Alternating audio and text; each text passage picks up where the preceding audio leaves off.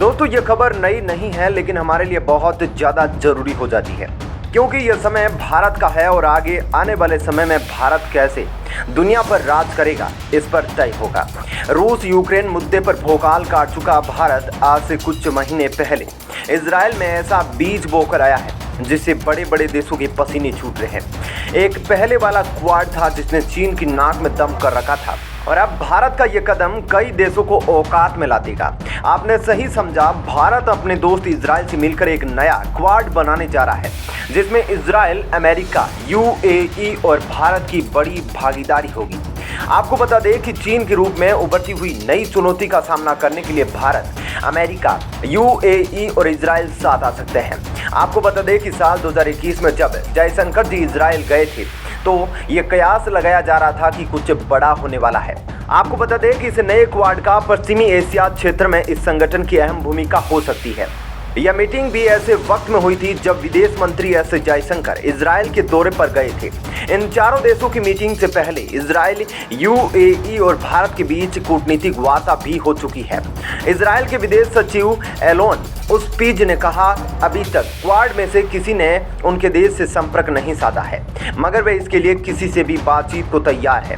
Times of India से खास बातचीत में उस्पीज ने कहा कि इजराइल चाहता है कि भारत मिडिल ईस्ट में बड़ी भूमिका निभाए। विदेश मंत्री एस जयशंकर की तेल अवीव यात्रा शुरू होने से पहले इजरायली विदेश सचिव की क्वाड में दिलचस्पी एक उदाहरण है कि किस तरह दुनिया चीन के खतरे का सामना करने के लिए एकजुट होना चाहती है। आइए अब आपको बता देते हैं कि भारत के लिए इस नए क्वाड का महत्व क्या है। नंबर 1, 4 देशों की बैठक से पता चलता है कि भारत सब अलग अलग क्षेत्र में द्विपक्षीय संबंधों की बजाय एक एकीकृत क्षेत्रीय नीति की ओर अलग अलग बढ़ने के लिए तैयार है। नंबर 2, जिस तरह से इंडो पैसिफिक ने पूर्व में भारत के दृष्टिकोण में बदलाव किया है, उसी प्रकार ग्रेटर मिडिल ईस्ट की धारणा पश्चिम में विस्तारित पड़ोसी देशों के साथ भारत के जुड़ाव को एक बड़ा प्रोत्साहन प्रदान कर सकती है। नंबर 3, पाकिस्तान का मुकाबला करना। इसके अलावा नया समूह तुर्की के साथ पाकिस्तान के बढ़ते संरेखण और अरब की खाड़ी में अपने पारंपरिक रूप से मजबूत समर्थकों संयुक्त अरब अमीरात और सऊदी अरब से अलग होने से प्रेरित भी है।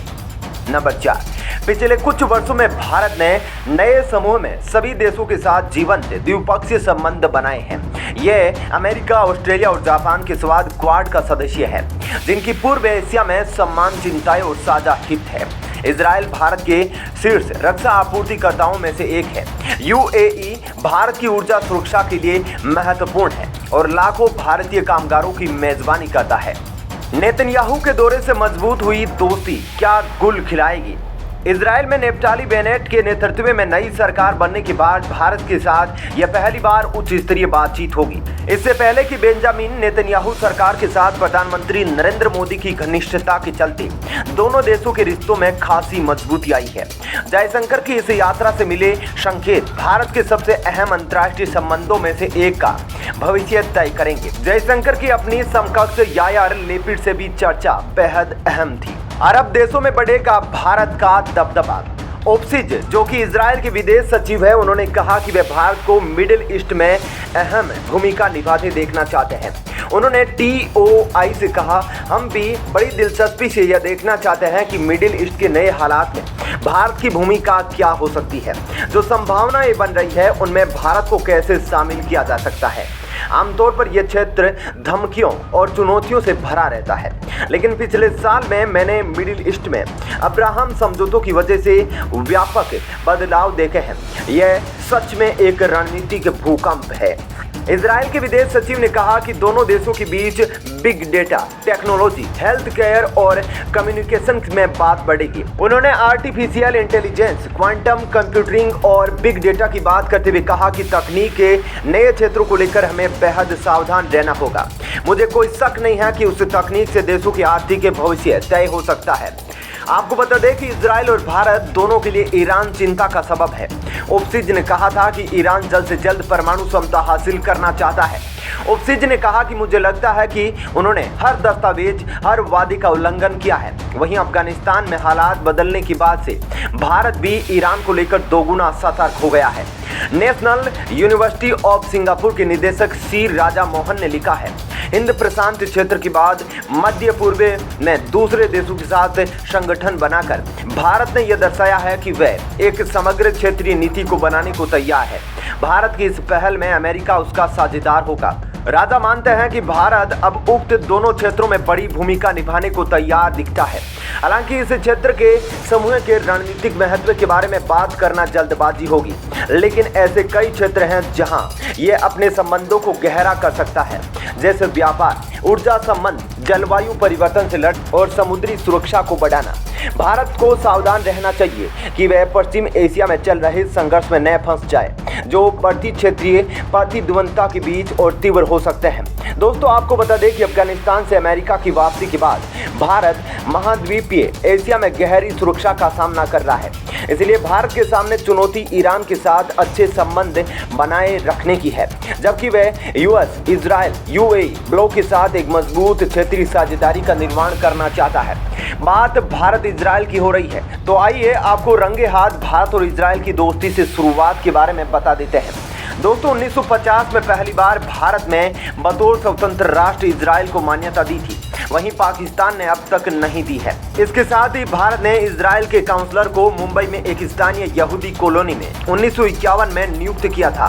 इसे 1953 में अपग्रेड कर काउंसलेट का दर्जा दिया गया। 1956 में इजराइल के विदेश मंत्री मोशे सेरेट ने भारत का दौरा स्वेज नहर को लेकर जारी विवाद के बीच किया था। स्वेज नहर का विवाद मिस्र और इजराइल के बीच में था। उस वक्त भारत के प्रधानमंत्री पंडित जवाहरलाल नेहरू ने अपने इजरायली समकक्ष से पत्र लिखकर मदद मांगी थी। इजराइल के तत्कालीन प्रधानमंत्री बेन गुरियन ने हथियारों से भरे जहाज को भारत रवाना कर पत्र का उत्तर दिया। हालांकि सार्वजनिक तौर पर दोनों देशों ने एक दूसरे से दूरी ही बरती, क्योंकि तेल अवीव की निकटता वॉशिंगटन से हमेशा रही है। दूसरी तरफ भारत गुट निरपेक्ष राष्ट्र था और 1961 में बनाए गुट निरपेक्ष राष्ट्रों का संगठन उसूलन सोवियत रूस की तरफ झुका था। हालांकि भारत के सभी प्रमुख युद्धों में इजराइल ने भरपूर मदद की है। 1971 में पाकिस्तान युद्ध और 1999 में कारगिल युद्ध में भी इजराइल ने भारत को अत्याधुनिक हथियारों से मदद की है। इतना ही नहीं, इंदिरा गांधी ने जब भारत की खुफिया एजेंसी रो का गठन किया था, तब भी इजराइल की खुफिया एजेंसी मोसाद ने काफी मदद की। 1992 में पीवी नरसिम्हा राव भारत के प्रधानमंत्री थे। उस वक्त भारत ने इजराइल के साथ कूटनीतिक संबंध बनाए। हालांकि इस फैसले के पीछे बहुत से वैश्विक कारण भी थे। सोवियत रूस के विघटन और इजराइल और फिलिस्तीन के बीच शांति प्रक्रिया के शुरू होना दो प्रमुख कारण थे। इजराइल के साथ भारत के बदलते संबंधों की एक वजह जॉर्डन, सीरिया और लेबनान जैसे अरब मुल्कों ने भी भारत को अपनी रूस और अरब की ओर झुकी विदेश नीति पर सोचने के लिए मजबूर किया।